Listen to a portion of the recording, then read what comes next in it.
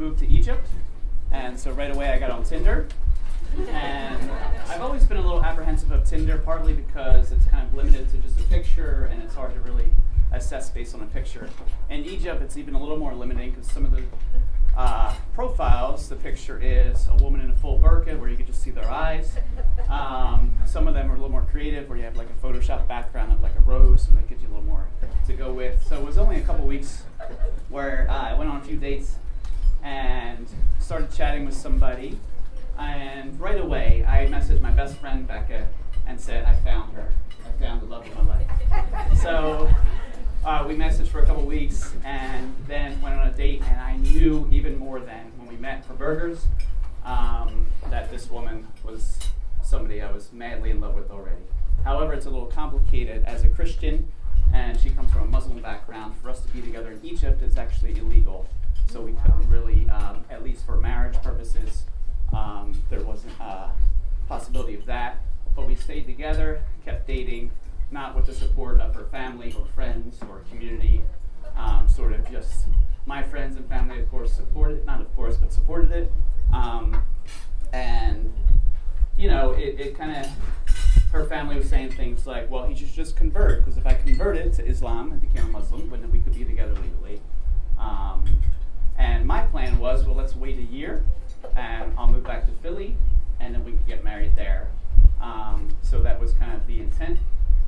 But I guess the other thing with the whole idea of converting for me is a couple years before, I limited myself to not even dating outside my faith. So I would only date Christians. I tried it once. I dated a woman who was Baha'i. And then I listened to this Christian rock song that really, I can't do it. So I was third day, the band, if you know them, spoke to my heart. They had the song Cry Out to Jesus, and I had to break up with Julie. And I couldn't really date non-Christians after that. But then I really feel like for my own sort of spiritual growth, I was dating outside, I was dating atheists, and I really came to believe in just the beautiful image of God that's in everybody, and certainly dated people within different religions or atheism who kind of reminded me more of God than some Christians. So I had no real reason from my own sort of background to just limit myself. And thank God for that, because I wouldn't have met Dahlia in Egypt from a Muslim background. And I guess the plan was still summer 2019 wedding in Philly. But then the other thing that started to happen, it's not really safe to be an unmarried couple kind of hanging around in Egypt, especially as she would go to my apartment. We've had friends who had the cops called on them and had arrested. If you have somebody staying overnight, whether it's the same religion or not, it's something that's a very conservative nation for sure. So we were kind of always aware of that. And then there's one moment happened where Dahlia was over my apartment, and we heard a loud knock on the door. It scared us a little bit, and I told Dahlia to just get into the back room. And I took a moment to gather myself and open the door, and it turned out to be a good friend of mine. It was fine.